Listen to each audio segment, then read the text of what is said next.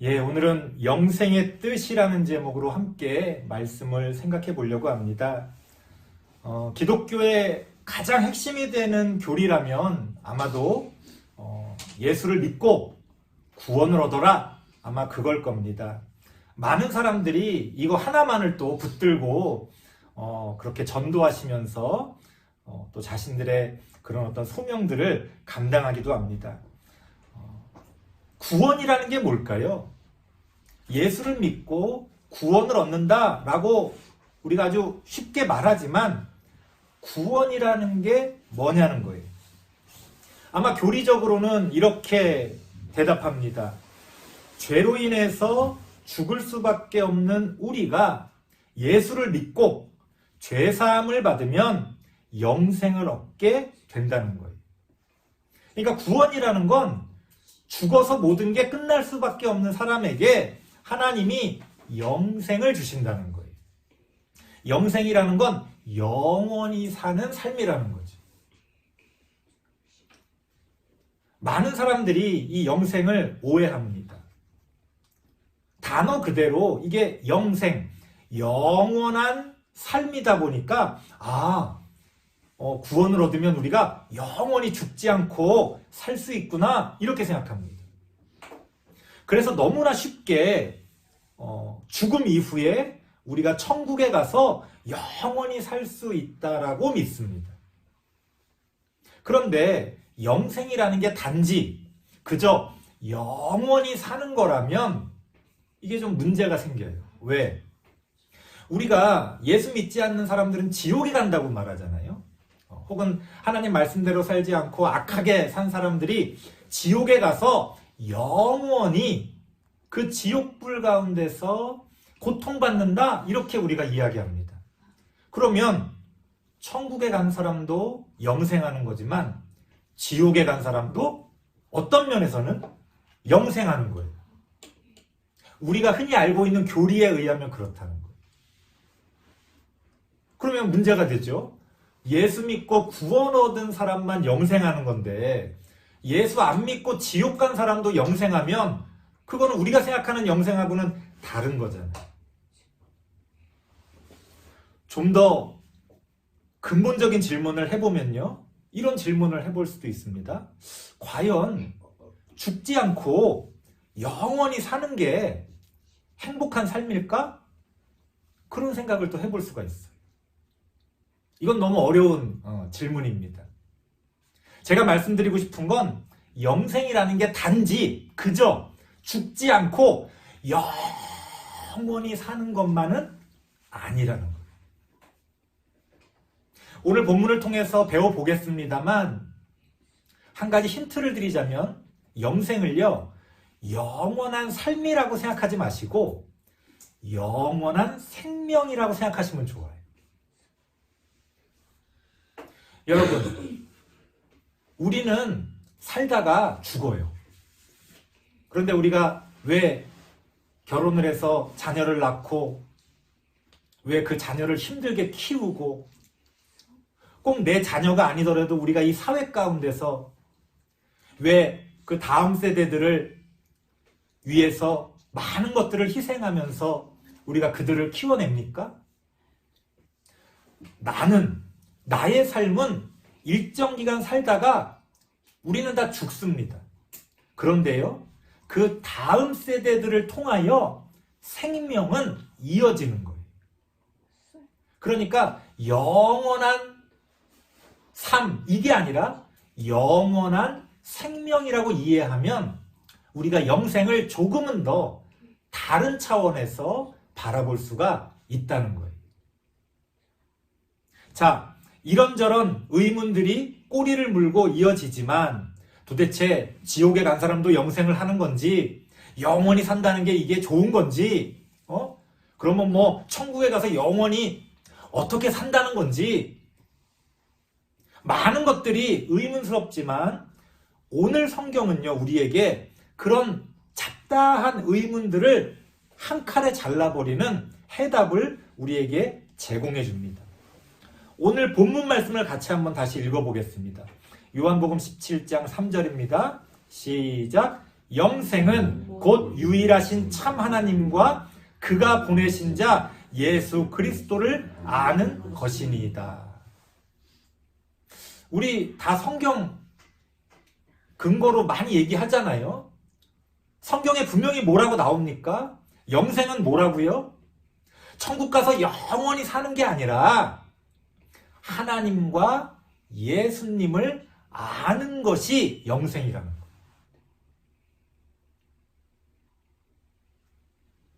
우리 그런 얘기 하잖아요. 야, 사람이 그저 밥만 먹고 살면 그게 사는 거냐? 우리 그런 얘기 하잖아요. 어떻게 보면 밥만 먹고 죽지 않고 살면 사는 거죠. 하지만 우리는 어떻게 생각합니까? 단지 그렇게 사는 것만은 삶이 아니다. 인간답게, 사람답게, 나답게 내가 하루를 살더라도 사람답게 살다가 죽고 싶다. 우리 그런 얘기 흔히 하지 않아요? 영생이라는 것은 어떻게 보면 우리가 사람답게, 우리가 나답게 살 수 있는 그런 삶을 영생이라고 하는 거예요. 그렇기 때문에 우리가 무엇을 알아야 한다고요? 내가 사람답게 살기 위해서는, 내가 나답게 살기 위해서는 하나님과 예수님을 알아야 한다는 거예요. 그래서 우리 기독교 신앙이 필요하고, 우리가 성경을 공부하고, 또 매주일 모여서 하나님의 말씀을 듣고 배우는 겁니다. 그렇다면 하나님과 예수님의 무엇을 알아야 우리가 영생을 얻을 수 있을까요? 어떻게 보면 우리의 모든 신앙생활은 이 질문에 대한 답을 얻기 위해서 하는 거예요. 우리가 하나님에 대해서 무엇을 알아야 할까? 우리가 예수님을 믿는다고 하는데 무엇을 알고 믿어야 할까? 우리는 평생에 걸쳐서 그것을 배워갑니다. 오늘은요, 큰 틀에서 우리가 하나님을 알고 예수님을 안다는 것의 그 본질이 뭔지에 대해서 한번 함께 생각을 해보려고 합니다.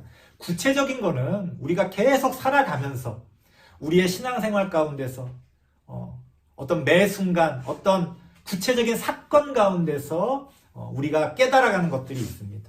오늘은 그 모든 것들의 바탕이 될 수 있는 그런 어떤 개념이랄까요? 본질에 대해서 한번 이야기해 보려고 합니다. 자, 하나님을 우리가 알아야 한다. 성경은 이야기합니다. 유일하신 참 하나님을 알아야 한다. 우리가 하나님을 알아야 한다고 말할 때 가장 먼저 생각해야 하는 것은요, 하나님의 존재가 어떤 존재냐는 거예요. 요한복음 4장 24절을 찾아볼게요. 요한복음 4장 24절. 앞으로 좀 가시면 됩니다. 요한복음 4장 24절. 제가 따로 찾는 거는 그 앞에 모니터에다가 따로 안 해놓으니까요, 성경을 준비를 해주시면 좋습니다. 요한복음 4장 24절입니다. 우리가 많이 알고 있는 말씀이죠. 같이 한번 읽어볼게요. 요한복음 4장 24절 시작. 하나님은 영이시니 예배하는 자가 영과 진리로 예배할지니라. 아멘. 뭐라고 말합니까? 하나님은 영이시라는 거예요. 하나님이 영이라는 게 어떤 의미일까? 쉽게 말하면 하나님은 육신적인 존재, 육체적인 존재가 아니라 영적인 존재라는 거예요. 하나님이 영적인 존재라는 것의 의미는 뭐냐면 하나님을 어떤 육체나 어떤 물질 안에 가둘 수가 없다는 거예요. 그래서 성경을 보면요, 끊임없이 하나님의 형상을 만들지 말라고 말합니다. 우상을 만들지 말라고 말해. 왜요? 좀 만들면 안 돼요? 아니 만들어서 더 사람들이 좋아하고 그거 만들어서 더 은혜스럽고 그거 만들어서 더 좋은 그런 어떤 것들이 생겨난다면 좀 만들 수도 있는 거 아니에요? 하나님은 그것에 대해서 굉장히 강하게 금지하시고 반대하십니다. 왜 그럴까요? 하나님이 영이시기 때문에 하나님을 그 우상 안에 가두는 것은 하나님의 본질을 훼손하는 것이고 하나님을 피조물의 영역으로 끌어내리는, 쉽게 말하면 신성 모독이기 때문에 그래요. 우리도 그런 거 있잖아요. 우리가 있을 만한 자리가 아닌 곳에 있게 되면 어떻습니까? 굉장히 모욕적이죠. 누가 뭐라고 안 그래도 굉장히 모욕감을 느껴요. 하물며 하나님의 형상으로 만들어진 피조물인 우리도 그런 모욕감을 느낄 때가 있는데 하나님은 뭐 그것보다 훨씬 더 그것을 받아들일 수가 없는 거죠. 그래서 하나님이 우상을 금지하시는 거예요. 그래서 어떠한 형상도 만들지 말라 그러는 거예요. 우리가 어떤 무속신앙이나 여러 가지 미신들을 가만히 보세요. 특징이 있어요. 어떤 자기들이 주장하는 신이라고 하는 거, 성경적으로 보면 다 귀신인데 그 신이라고 하는 거를 다 어떤 형상이나 형태나 어떤 물질 가운데 가두려고 합니다. 그래서 아주 쉽게 무당들이 뭐라고 말해요? 신들렸다라고 말하잖아요. 그게 무슨 말이에요? 자기 안에 신을 가두는 거예요. 모든 미신은 그런 형태로 나타납니다. 하나님은요, 그것을 용납할 수가 없는 거예요. 왜?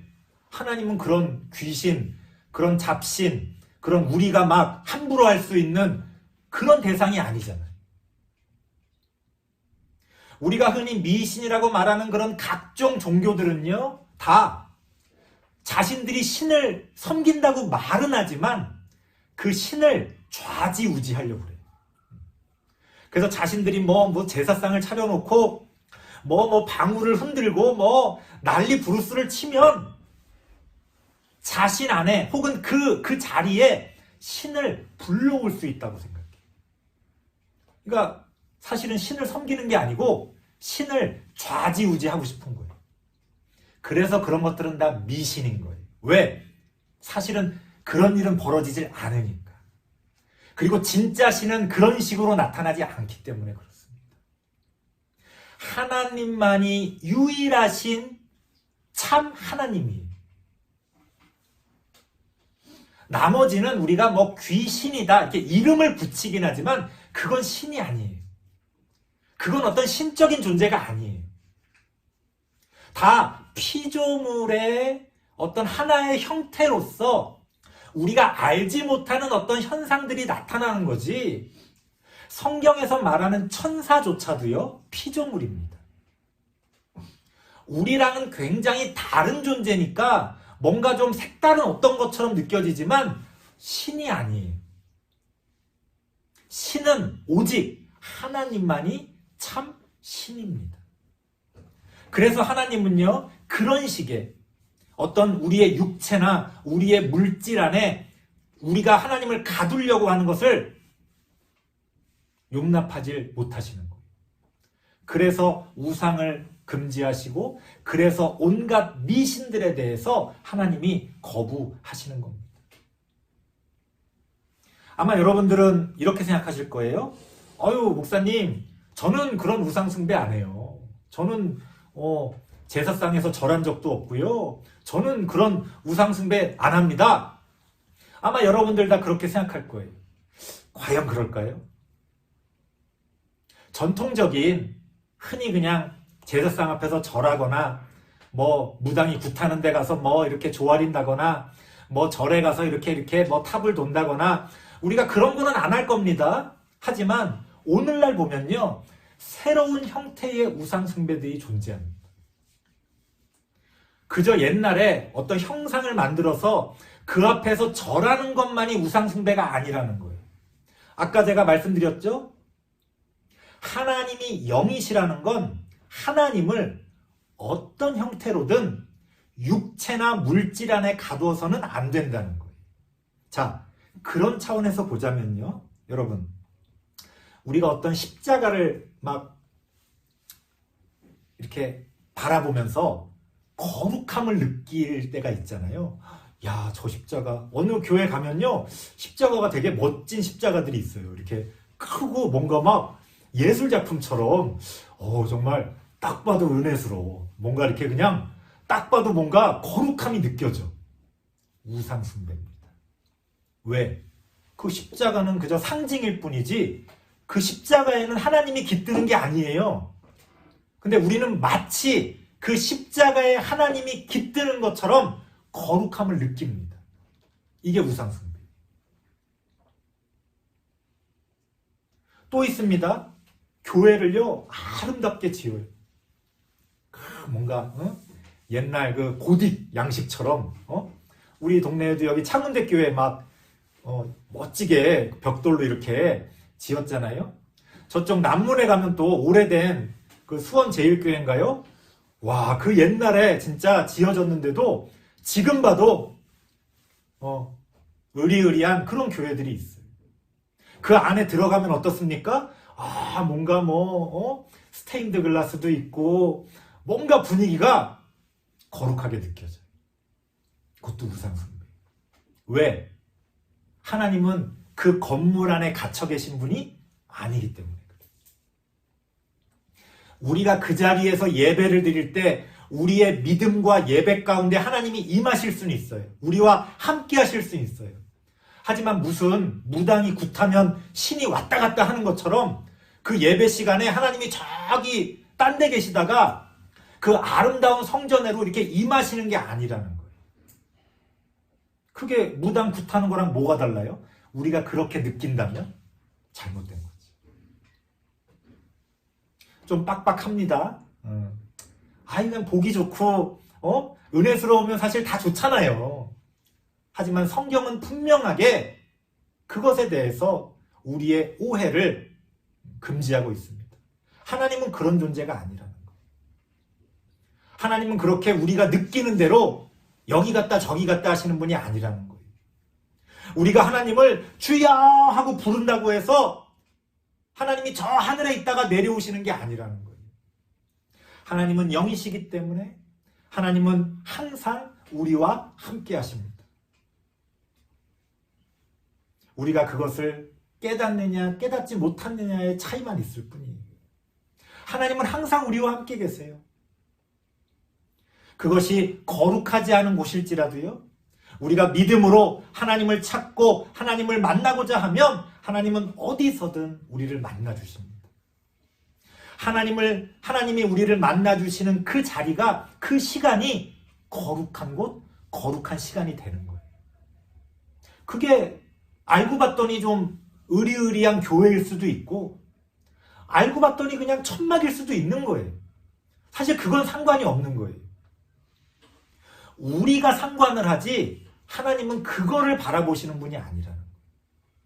그런데 우리는 여전히 하나님을 그런 것에 가두려고 합니다. 왜 교회를 그냥 편리한 대로, 그냥 우리가 쓰기에 좋은 대로 짓지 않고 왜 아름답게 지으려고 합니까? 누굴 위해서? 하나님을 위해서요? 아니요. 하나님은 그걸 전혀 상관 안 하시는데 다 우리를 위해서 그렇게 하는 거죠. 혹은 우리가 마치 그렇게 해야 하나님이 그곳에 임하실 것처럼 하나님을 우리가 거기에 가두려고 하니까 그런 거예요. 집에서 기도하면 기도가 잘 안 된대요. 그래도 교회 나가서 이렇게 무릎 꿇고 기도해야 기도가 잘 된대요. 그럴 수 있죠. 우리의 개인적인 느낌은 그럴 수 있어요. 하지만 실제로는 그렇지 않다는 거. 내가 설거지를 하다가 뭔가 내 마음에 맺힌 것들이 울컥하면서 기도가 쏟아질 때도 있어요. 설거지하다. 그럼 거기가 성전이 되는 거예요. 그렇죠? 꼭 으리으리한 그럴듯한 곳에 옷 딱 차려입고 가서 무릎 꿇고 앉아야 하나님이 임하시는 게 아니에요. 하나님은 영이시기 때문에 그런다는 거예요. 이거는 한두 끝도 없습니다. 우리가 성가대 찬양에 막 은혜 받는다고 그러잖아요. 도대체 뭐에 은혜 받는 거예요? 누가 이렇게 고음을 막 올리다가 삑사리를 냈어요. 성가대를 하는데 사람들이 웃었어. 이렇게 하는데 누가 삑 해가지고 사람들이 웃었어. 목사님도 이제 민망하셨나 봐. 이제 끝나고 와갖고 그냥 넘어가면 되는데 또 한참 변명을 막 하셔, 목사님이. 뭐 어쩌고 저쩌고 하면서 우리 박수 한번 칩시다 그러면서 막 삑사리 내면 하나님이 영광 안 받으시는 거예요? 그 성가대의 찬양이 은혜스럽다는 게 도대체 뭐예요? 그래서 천주교에서는요, 그 옛날 천주교 미사곡들을 보면요, 가사가 중요한 게 아니고 그 화음, 단조로운 화음을 쫙 이어가면서 왠지 분위기를 만듭니다. 분위기, 특히 아이들의 소리 그런 것들로 막 뭔가 이렇게 신비로운 분위기를 만들어요. 왜? 뭔가 그렇게 신비로운 분위기를 만들어야 하나님이 임한다고 느끼는 거. 모양만 다르지, 모양만 좀 고상할 뿐이지, 무당이 굿하면서 장구 치고 꽹과리 치는 거랑 방울 흔드는 거랑 뭐가 다릅니까?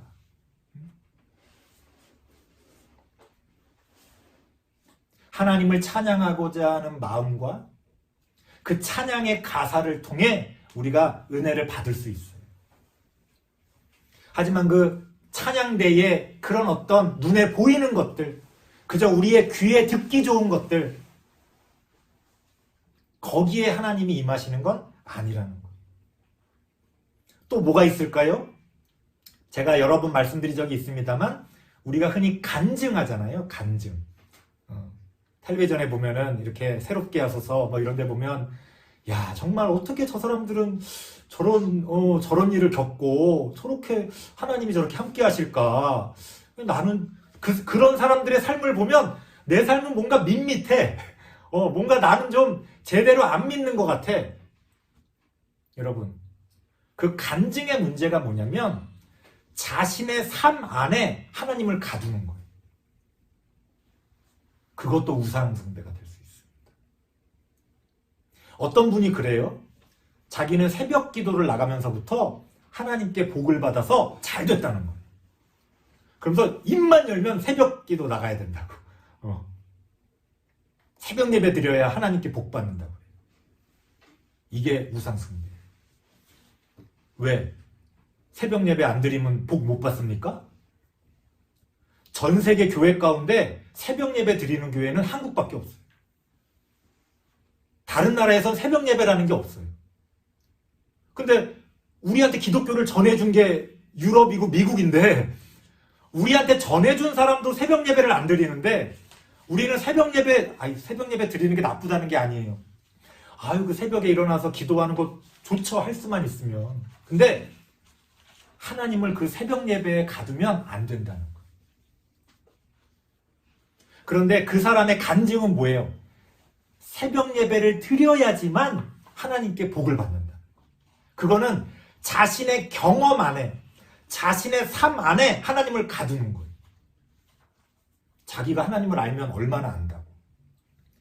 자기가 경험한 게 마치 하나님의 전부인 양. 교만한 거죠. 이런 것도 우상 숭배가 될 수 있어요. 하나님이 영이시라는 건 이런 것들을 다 초월해 계신다는 거예요. 근데 우리는요, 습관적으로 하나님을 자꾸 어딘가에 가두려고 해요. 십자가에 가두고, 교회 건물에 가두고, 어떤 아름다운 찬양의 소리에 가두고, 내 신앙의 경험에 하나님을 가두려고 합니다. 이런 것들은 다 하나님을 우리가 알아간다고 할 때 그것을 막 가로막는 장애물이 되는 거예요. 그래서 우리가 하나님을 알아간다고 할 때는 하나님이 영이시라는 걸 알고 우리의 앞을 가로막는 그 장애물들을 넘어서서 하나님을 볼 수 있어야 돼요. 자, 다음으로 생각해 봐야 할 것은요. 성경은 뭐라고 말합니까? 그냥 하나님을 알면 된다 이렇게 말하지 않고 예수 그리스도를 알아야 된다 이렇게 말합니다. 여기서 이제 수많은 또 곤란한 일들이 생겨요. 이제 삼위일체까지 가야 되는데 여기서 그런 말씀은 다 드릴 수가 없고요. 예수님을 안다는 게 뭐냐는 거예요. 아까 하나님을 안다는 건 하나님이 영이시라는 걸 알자, 제가 그런 말씀 드렸잖아요. 거기서부터 시작하는 거다. 자, 우리가 예수님을 안다는 것은 어디서부터 시작해야 되는 것이냐? 예수님도 우리가 하나님이라고 믿잖아요. 삼위일체적으로. 근데 예수님이 하나님과 다른 점이 뭐예요? 하나님은 영이시니까 눈에 안 보여요. 모든 걸 초월해 계세요. 근데 예수님은 인간이잖아요. 예수님은 눈에 보여요. 예수님은 우리와 똑같은 삶을 사셨어요. 우리가 느끼는 걸 똑같이 느끼셨고 우리가 겪은 걸 모양만 다를 뿐이지 똑같이 경험하시고 우리와 똑같은 삶을 사셨다는 거예요. 무슨 말이에요? 예수님을 안다는 것은요, 우리가 하나님을 안다고 할 때 바로 예수님이 인간이신 것처럼 인격적인 차원에서 하나님을 알아야 한다는 거예요. 우리와 하나님의 관계는요, 반드시 인격적이어야 합니다. 이 인격적이라는 말이 좀 어렵죠? 그냥 좀 더 쉽게 말씀드리면 인간적이어야 돼요.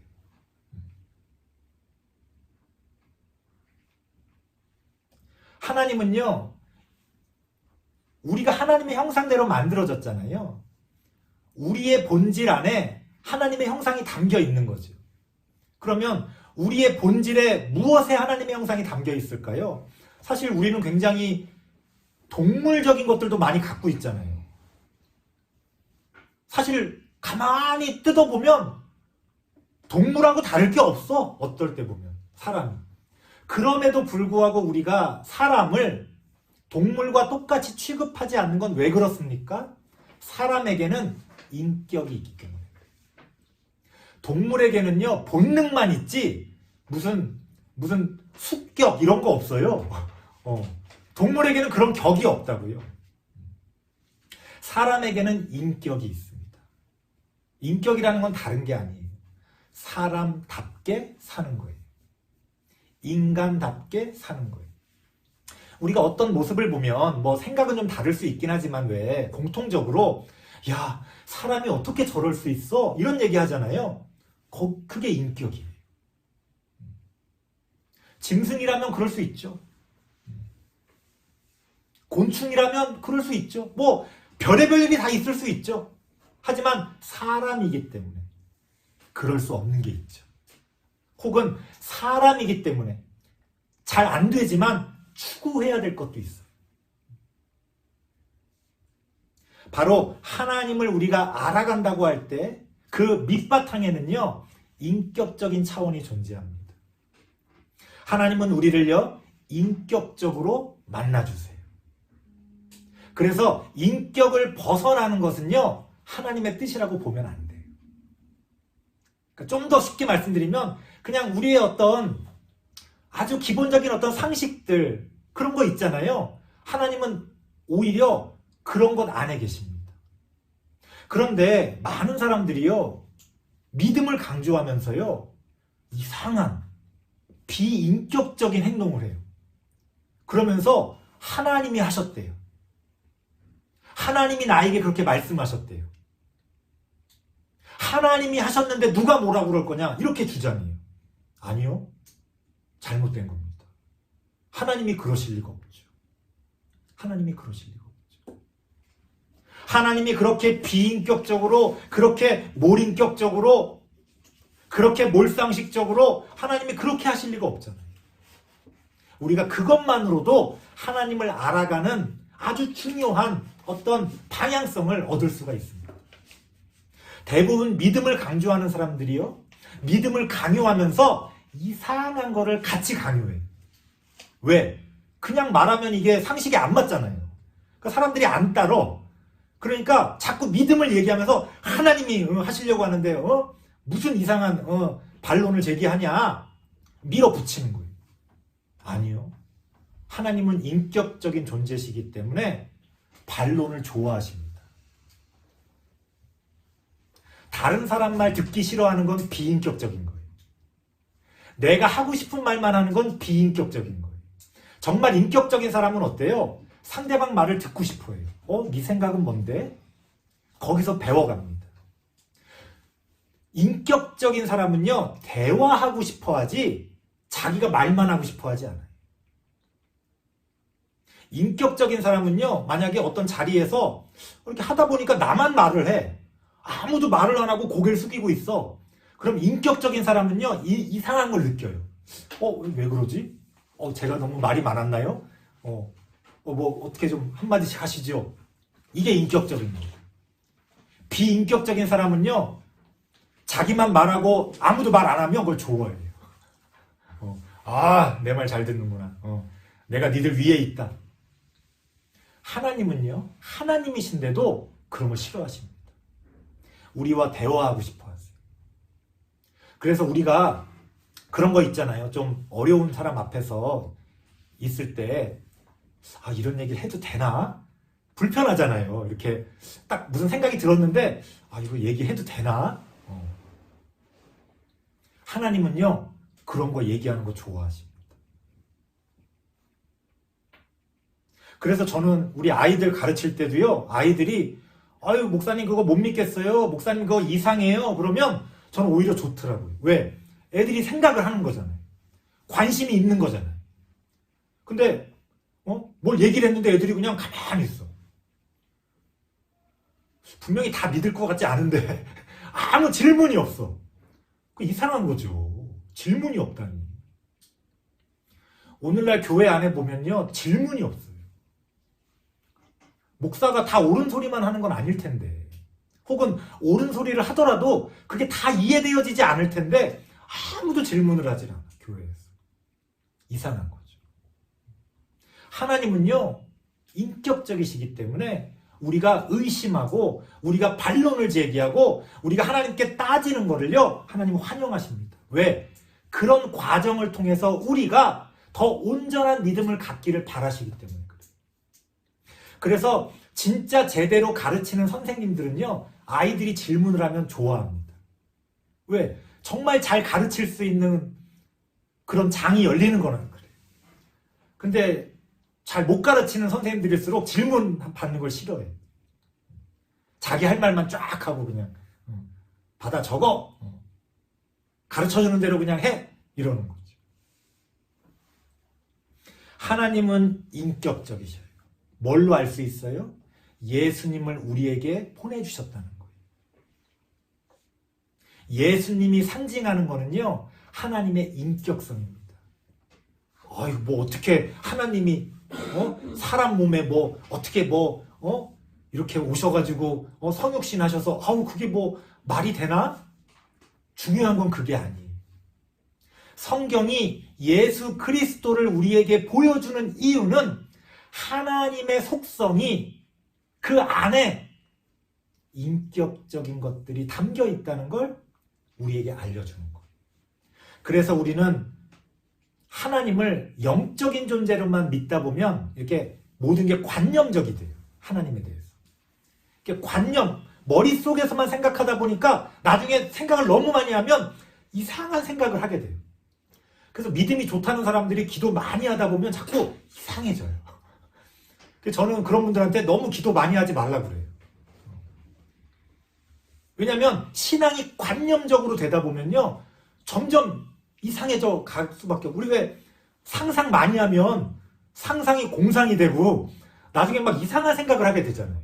현실에서 이렇게 괴리가 되는 거. 예수님을 하나님께서 우리에게 보내주신 이유는요, 예수님의 삶 가운데서 구체적으로 인격적인 하나님의 뜻을 우리에게 가르쳐 주시기 위한 거예요. 그래서 우리가 하나님을 묵상할 때 가장 좋은 방법은요, 복음서에 나오는 예수님의 삶을 묵상하는 거예요. 혼자 기도만 하면 큰일 납니다. 혼자 직접 하나님을 만나려고 그러면 그거 무당되는 거예요. 막 신들리려고 하는 거니까 그건 위험한 거예요. 성경을 읽고 성경에서 말하는 예수님의 삶을 묵상하면서 하나님이 그 예수님의 삶을 통해 우리에게 무엇을 말씀하시고자 하는지를 깨달을 수가 있어야 합니다. 그래서 성경이 우리에게 오늘 예수 그리스도를 알아야 한다, 그렇게 말씀하고 계시는 겁니다. 또 하나 말씀드리고 싶은 것은 예수님의 그 삶이라고 하는 게 결국 삶의 열매를 말한다는 것. 열매를 맺는다는 건 뭡니까? 이런 거예요. 우리가 간혹 어떤 하나의 행위에 만족하는 경우가 있어요. 아유, 뭐 나 헌금 했으니까, 나 어려운 사람 도와줬으니까, 딱 거기까지. 나는 최선을 다했으니까. 열매라고 하는 건 우리의 그러한 행위가 모여져서 이루어지는 결과예요. 그러니까 우리 그리스도인이 예수님의 삶을 통해 어떠한 열매를 생각한다는 것은 뭐냐? 우리의 삶 가운데서도 그러한 예수님께서 맺으신 그러한 인격적인 열매가 우리의 삶 가운데서도 맺어질 수 있도록 노력하는 거예요. 그래서 어떤 행위 가운데 숨으면 안 돼요. 나 주일 성수했으니까, 나 선교지에 선교원금 보냈으니까, 어려운 사람을 내가 이렇게 딱 도와줬으니까, 그것만 가지고는 안 돼요. 그러한 것들이 모여져서 결국 어떠한 열매를 맺을 거냐까지 우리가 고민할 수 있어요. 생각해 보세요. 예수님이 왜 십자가에 죽으셔야만 했을까요? 그냥 오셔서 적당히 하나님의 말씀을 제대로 가르쳐 주시고 여러 가지 기적을 통해서 사람들을 고쳐주시고, 사실 그 정도만 해도 되잖아요. 모든 다른 종교의 성인들은요, 다 그 정도, 그것만으로도 위대하다는 말을 듣고 그렇게 살았어요. 그런데 예수님은 굳이 마지막에 십자가에서 죽으시기까지 하나님의 말씀에 순종하셨습니다. 왜? 뭘 보여주고 싶어서? 삶의 열매가 어떠해야 되는지를 보여주고 싶어서 그랬어요. 그래서 놀랍게도요, 예수님이 행하신 진짜 일은 살아계셨을 때 이루어진 게 아니에요. 살아계셨을 때, 우린 예수님 이야기하면 살아계셨을 때 막 기적을 행하시고 막 이런 것들 이야기하잖아요. 예수님의 삶의 진짜 기적은 예수님이 죽은 이후에 벌어집니다. 살아계실 때는 예수님을 이해하지 못했던 사람들이, 제자들이 예수님의 죽음 이후에 예수님의 그 말씀의 뜻을 깨닫게 됩니다. 그리고 변하게 돼요. 그리고 교회를 세웁니다. 복음을 전하기 시작합니다. 세상을 바꿔가기 시작하는 겁니다. 그게 예수님의 삶의 열매죠. 우리도 마찬가지예요. 우리가 예수님을 믿고 나아간다는 건 단순하게 우리도 예수님을 본받아서 예수님처럼 병든 사람을 도와주고 가난한 사람들을 도와주고 그렇게 사는 거구나. 아니요. 병든 사람을 도와주고 가난한 사람들을 도와주는데 내가 죽은 이후에도 또 병든 사람이 있고 또 가난한 사람이 있고, 그 사람들은 영원히 도움받아야 됩니까? 세상을 바꿔야죠. 그런 사람들이 없도록, 그런 사람들이 나에게 도와달라고 말할 필요가 없도록 그렇게 세상을 바꿔야죠. 그게 바로 예수님을 믿고 그 예수님의 삶의 열매를 본받아 살아간다는 것의 결과입니다. 거기까지 우리가 생각할 수 있어야 우리가 하나님을 알아간다고 말할 수가 있는 거예요. 좀 어려운 얘기를 했습니다. 설교를 마치겠습니다. 성경은 영생을 유일하신 참 하나님과 그가 보내신 자 예수 그리스도를 아는 것이라고 말합니다. 안다는 게 뭡니까? 단지 그냥 지식적으로 아는 게 아니에요. 우리의 삶 가운데서 인격적으로 아는 거예요. 그리고 그 인격적인 알미 우리의 삶의 열매로서 맺어져 가야 되는 거예요. 우리의 삶이 변화되어지는 거예요. 우리가 다른 사람의 삶을 변화시키는 거예요. 우리가 세상을 하나님의 나라로 만들어 가는 겁니다. 하나님은 그렇게 우리에게 영생을 베풀어 주십니다. 그리고 우리는 그 영생을 다른 사람들과 함께 나누어 가는 거예요. 바로 그 안에 하나님의 뜻이 있고요. 하나님은 그렇게 우리에게 하나님의 은혜를 베풀어 주신다는 것을 여러분들이 기억하고 하나님과 예수님을 바르게 알아가는 우리 모든 성도님들 되시기를 바랍니다. 기도하겠습니다.